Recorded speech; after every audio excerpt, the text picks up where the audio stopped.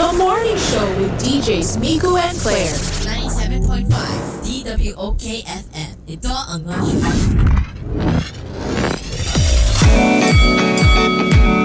10:34. Muli tayo nagbabalik. It's me, DJ Claire. Welcome to our program, The Morning Show. And like I have said, muli sasama na naman tayo ng isa sa mga favorite visitors natin here sa ating program, ladies and gentlemen, Dr. Maria Agnes Soriano. Thank you, DJ Claire. Ayan, kamusta naman po? Grabe, Monday na Monday, maulan. And grabe, talagang pinuntahan nyo talaga kami again here sa ating station para magbigay ng mga health tips. Yes, kasi alam mo naman, advocacy ko yan eh. Yung mag-share, yung lay fora, and also to dispel fake news. Ay, gusto ko yan. Yan ang pinakamahirap ngayon. Hindi natin alam kung ano na yung totoo at hindi. Totoo. Parang lahat eksperto na sila sa social media and maganda na napapakinggan po namin kayo legit source pagdating sa kalusugan. Yes, yan yung ating advice sa mga public, no? Sa mga lahat halos tayo, no? Hindi ako exempted diyan. Gumagamit tayo most of the time, no? Yung time natin nasa social media, FB, Instagram, kung ano-ano, no? TikTok, kung ano-ano. So, nothing against them. Kaya lang, isa sa mga responsibilidad ng ating ng bawat mamamayan na i-check, no? Fact check ang tawag doon, no? Kung ito ay totoo, legit o hindi. So, I think the best is you ask the expert. Yes, ask the experts. And nandito na si Doktora, ask the expert. And Doktora, by the way, congratulations po sa bagong open ng Prime Global Renal Incorporated, Experts Incorporated. Yes. Yes, actually soft launching pa lang yon. Gusto lang namin ipaalam sa City of Olongapo at sa Zambales at Karatig Pook, no? Especially Bataan na malapit dito sa Olongapo, na may nag-e-exist na bagong dialysis unit and kidney care center, no? Lagi namin dinadagdag, hindi lang ito hemodialysis, no? Kidney care. Paano mape-prevent yung magkaroon ng end-stage renal disease or renal failure, kaya kidney care. So, prevention, uli. Prevention. Usapang prevention tayo para, syempre, hindi tayo umabot sa punto na danger level, na po tayo ng sa kidney natin. And tulad nga po ng sinabi nyo before, yung diabetes is connected sa kidney disease? Yes. Alam mo ba, according sa statistics, no?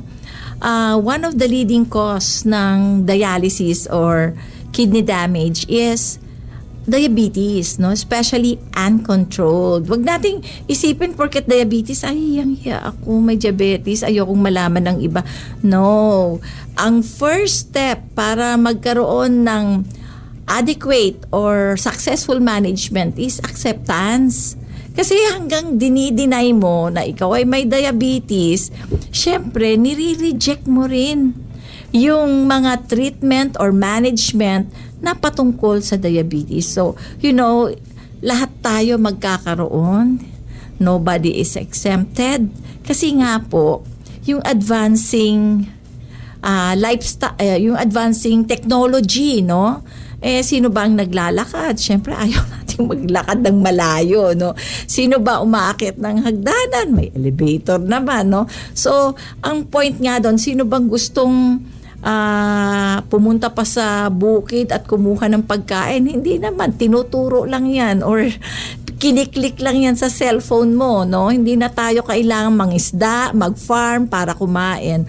Right now, everything is right on our fingertips, no? Kaya, in short, no, yung lifestyle is part, yung changes, ng lifestyle changes is part of the contributory that increases the incidence of diabetes. Ayan, thank you so much, Doktora. And paano naman po yung sa gusto ko yung sinabi nyo about sa, instead na i-deny pa natin more, i-accept na natin siya para makakuha tayo kaagad ng treatment. Yes. Actually, no, unang-una is yung tinatawag nating classification. Nasa normal ka ba?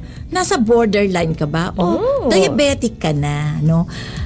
napaka-importante na makatch natin yung patient on the pre-diabetic stage o yung tinatawag ng borderline, no? Kasi yan yung pinaka-best part na pwede mo pang i-reverse or ma-delay yung diagnosis ng diabetes dahil once diabetic ka na, for life, no? For life. So yes, napaka-importanteng magpa-check ng dugo. I-gift nyo na yan sa sarili nyo at least twice a year. Masyadong matagal kasi yung once a year. Kasi sabi niyo po, doktora, nun lifestyle disease na itong diabetes. Walang exempted. And alam mo ba, isa sa mga contributory factor din kung bakit nagkakaroon ng diabetes is advancing age, no? Masarap tumanda, no? Pero ang problema, habang tumatanda, hindi pwedeng yung age mo lang tumatanda, pati laman loob mo tumatanda din, no? So in short, you are also increasing your risk to develop diabetes, hypertension, heart disease, kidney disease, lahat yan kasi tumatanda yung laman loob mo no? Kaya lalo na pag nagkakaedad, sabi ko nga, magpa-check up. Huwag nyo nang hintay, wala akong nararamdaman. Ay, wala kaming lahi niyan. Hindi nga Although, genetics plays a major part, no, in any disease, no, pero contributory din yung lifestyle, yung environmental factors na sinasabi natin. Kahit hindi nyo lahi, pero yung mga magulang natin, salamat sa Diyos, sila yung mga sinauna na talagang naglalakad, umaakyat, no? Talagang nagluluto sa bahay. Sino ba naman ang gusto? Fast pacing na kasi ang buhay ngayon. Parang, time is very precious right now. Kaya, yung oras, no, parang magluluto pa ba ako sa oras? Order na lang, konti lang diferensya. Kasi kung magluluto ka, mamamalengke ka dapat, di ba? Tapos, minsan, mas madaling magluto kapag bubuksan na lang ang lata. Ibig sabihin, alam mo na ang ibig ko sa mga canned goods. Or, bubuksan na lang yung ref, no? Kasi, ipapainit na lang and everything. O kaya, yung microwave, no? Diba? Pwede yung mga ganyan. So, lahat ito, contributory to. Kaya, huwag mahiya, no? Huwag matakot magpa-check up. Minsan sasabihin, ay, natatakot ako. Baka malaman yung sakit ko. No. Yung iba kasi, doktor, natatakot sila kasi parang, kapag nalaman ko, mas lalo siyang lalala. Parang ganun yung iniisip ng iba. Ayoko ng gamot kasi baka masira ang atay ko at bato. Or sabihin naman, parang ayoko malaman kasi gagastos. Alam nyo ba na yung sakit mismo, yung diabetes mismo, ang sisira ng bato at atay nyo, hindi yung gamot. Actually, eto pa, no, alam ko marami sa ating nag-herbal. Nothing against naman sa kanila. Kaya lang ang problema, pag niresetahan na kayo ng doktor, ng gamot, sundin niyo yung doktor. Kasi yung mga gamot na yan, before yan ma-approve, no, tinitest yan. At kapag may nakakita ng side effect, lalo na kung life-threatening or hindi maganda, wini-withdraw yan sa market, no?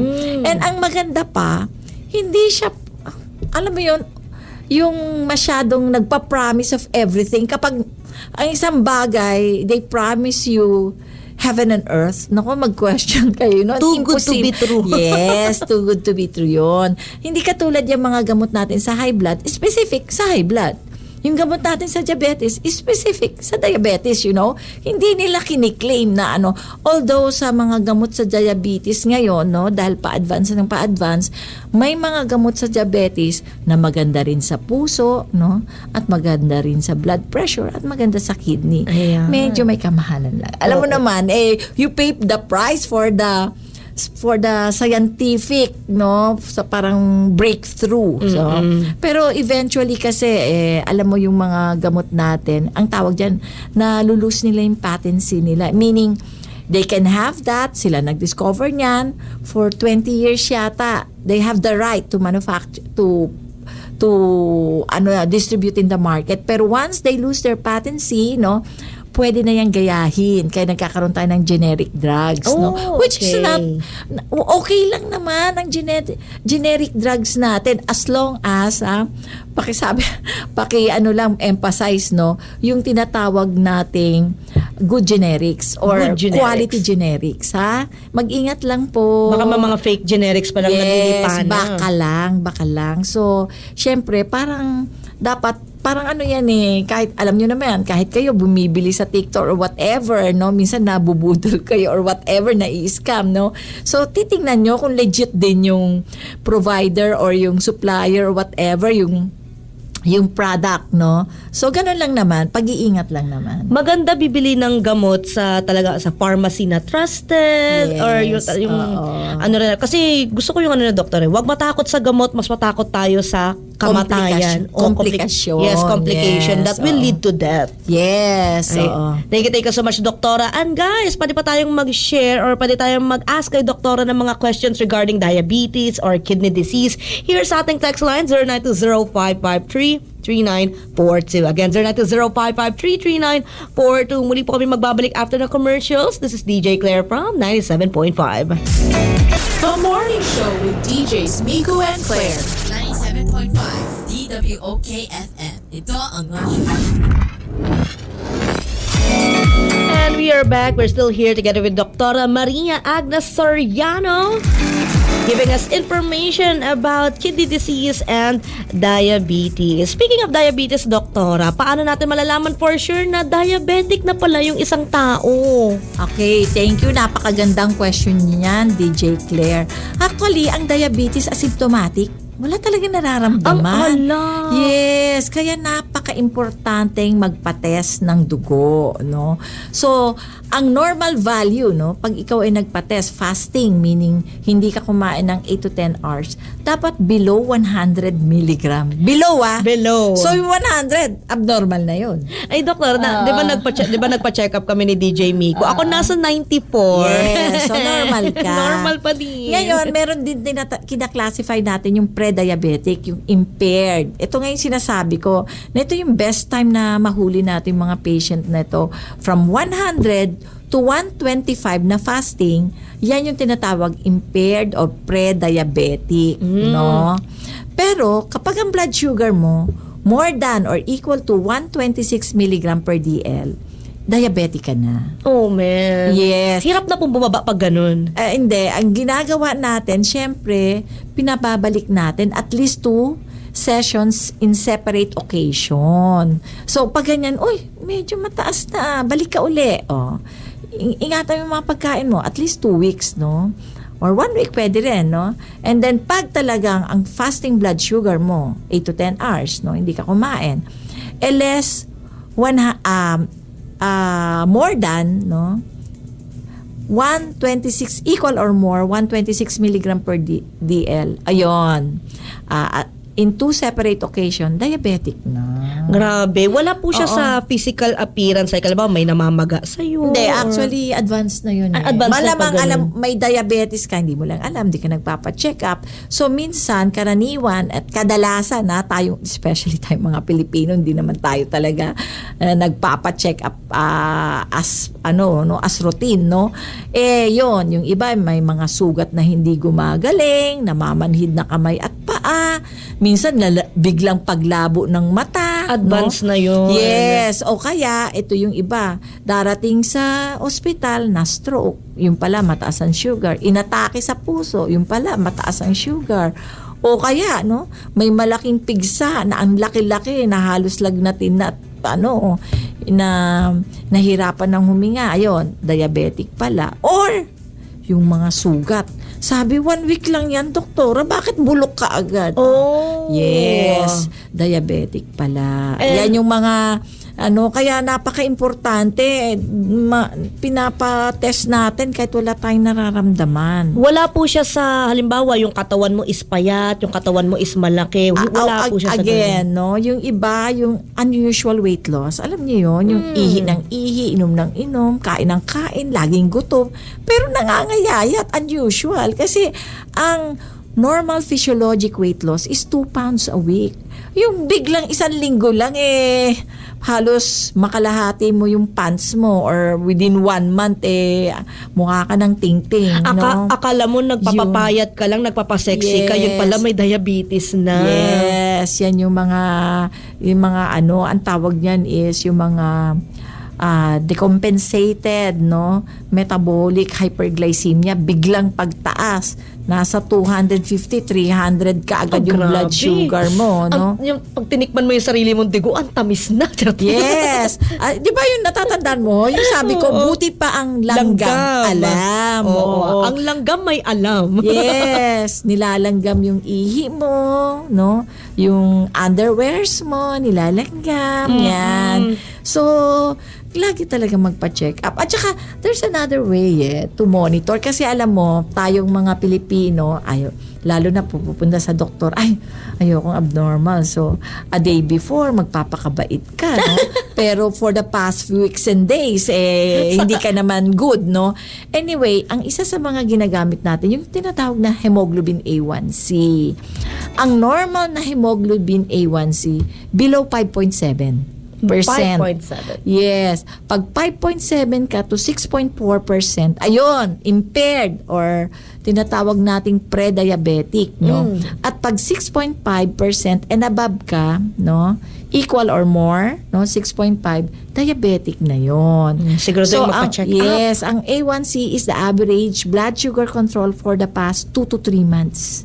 Okay, kaya hindi pwedeng dayain yun. Hindi madadaya yung ano na yun, yung hemoglobin. Yes, hemoglobin A1C. Kaya walang takas, guys. Kaya maging disiplinado tayo. Yes. Lalo if tayo, diabetic na tapos nagme-maintain tayo. Oo. Tsaka ginagamit din yan pang monitor kung kontrolado yung blood sugar, hindi fasting. Kasi ang fasting nga is just a reflection of your blood sugar a day before.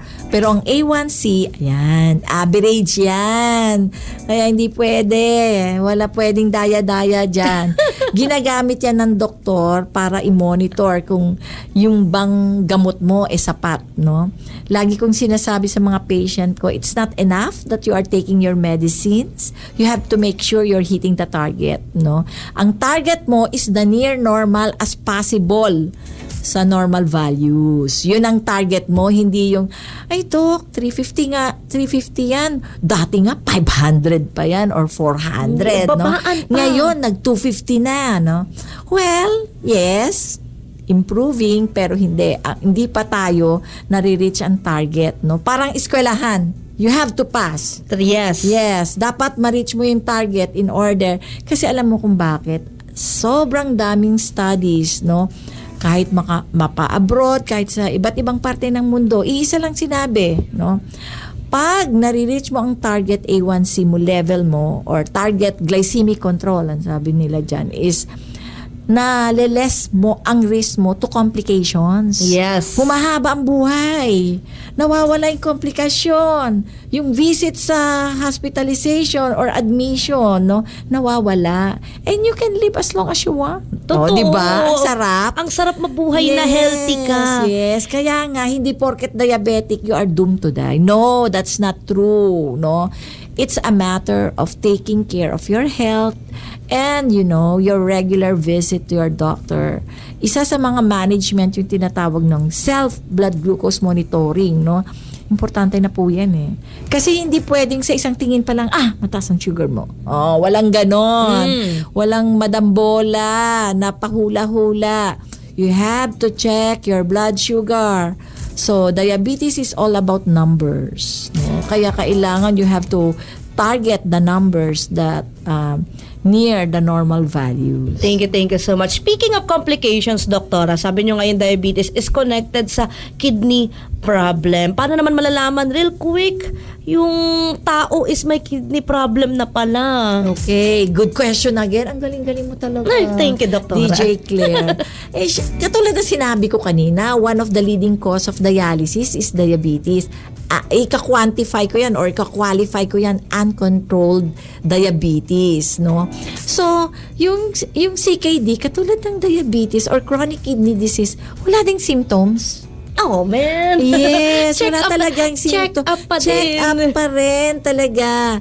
Ang usual minimal check up na pwede na CBC kung may anemia, no? Kasi naikwento ko last time, no? Isa sa mga trabaho ng kidney is to produce a hormone known as erythropoietin. And erythropoietin is part of yung red blood cell production, no? Kaya kung ang kidney nagfe-fail, syempre hindi nagtatrabaho masyado, less din ang erythropoietin production and therefore anemia. Okay. Number 2, no? So sabi ko nga, anemia, CBC, urinalysis, no? Kapag maraming protein, dapat kasi negative yan, no protein sa urine, no? And ano yung sinabi ko dati? Dapat ang ihi natin kasing liwanag ng tubig. Kaya kapag medyo may kulay, medyo mabula, medyo malabo, Kaya kung may dark na yung kulay. abnormal yan. So dapat walang protein sa ihi, walang red blood cell, kung meron man very Very bad. 0 to 2. Tapos, yung WBC, again, dapat 0 to 2 lang yan. Wala talaga yan, ha? Yan, tapos yan yung mga basic, no, na makikita sa urinalysis, no. So, yung iba, may positive cast, ibig sabihin, chronic na yan. So, napaka-importanteng magpa-check ng ihi. And, last but not the least, no, although marami pa, ha, ito basic lang, kung nagtitipid, creatinine, serum creatinine. Sa blood yan nakukuha din. So, ang creatinine is a measurement of kidney function. Kapag tumataas ang creatinine level, ibig sabihin, more than 50% of your kidney is already damaged. Yes, slight increase lang ng creatinine. Yun na nga, may kidney damage na yan, more than 50%. And, ang trabaho kasi ng kidney, kung nanood kayo at nakinig last time, no, is to removal of toxins, no. So kapag tumataas ang creatinine, ibig sabihin nagbi-build up yung toxin sa blood. So ibig sabihin nahihirapan yung kidney i-clear yung mga toxin sa blood. So kaya kapag mataas ang creatinine, it's an indication that you have a beginning renal problem. So please, gift nyo sa sarili nyo kung nakakakain, nakakabilig ng kung ano-ano at nakakapag check-in ba to sa TikTok?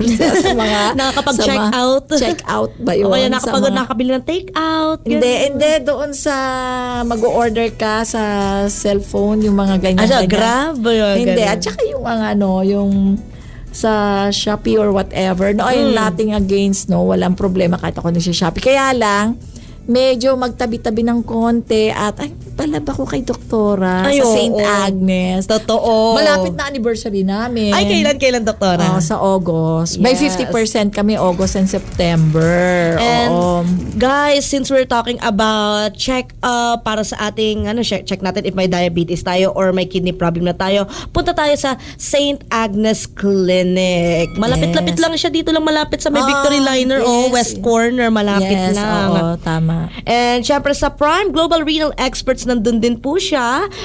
Accepting tayo ng reservations para sa mga magpapadialysis. Freebies po, meron tayo para sa first 50 na magpapa-register po. So, if may kamag-anak po tayo na, alam nyo na, merong problem na sa kidney, gusto natin ipadialysis, pwede po tayo pumunta sa Prime Global Renal Experts sa St. Agnes Clinic.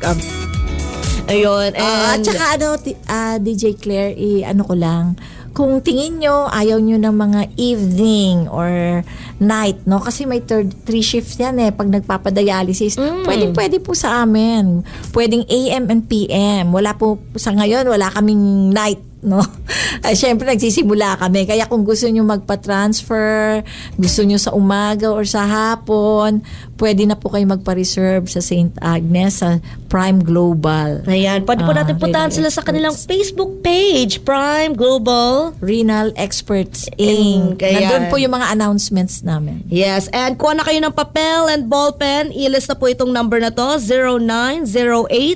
0908-816-6516. Again, 0908-816-6516. Punta po tayo sa second floor ng St. Agnes Building sa may number 15, 20th Street, West Bahak-Bahak, malapit sa Victory Liner Compound, malapit din sa West Corner Hotel. See you there, guys. Alright, so maraming salamat, Doktora, for sharing valuable information about sa ating kalusugan, especially regarding sa diabetes and kidney problem. And nawa po lahat tayo ay yung puso natin, alam nyo yun, yung madampian yung puso natin na oo nga, magpa-check up na tayo. Yes. Regalo natin sa sarili to. DJ Claire, self-love ang tawag dyan. Ito yung self-love na talagang internally, physically, kailangan natin pahalagan yung kalusugan natin. Because we can always say na, I can die for the person. Parang kaya kong mamatay para sa mahal ko sa buhay. Bakit hindi naman kaya nating buhayin yung sarili natin para sa mga mahal natin sa buhay? Yes. Alam mo, sa totoo lang, although lahat tayo guilty dyan, no?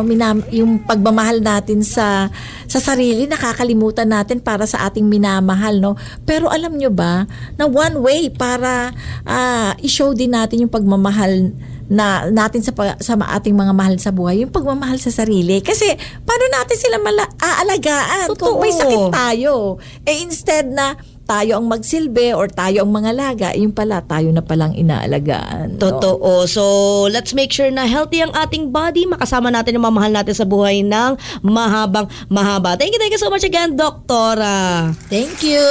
See you po again next week. Yes. Sa Monday. Mag-reserve kayo ng mga questions nyo. Yes, i-announce ko ulit yung number, guys. So, keep those pen and paper on hand. Magbabalik tayo after ng commercials. This is DJ Claire on 97.5.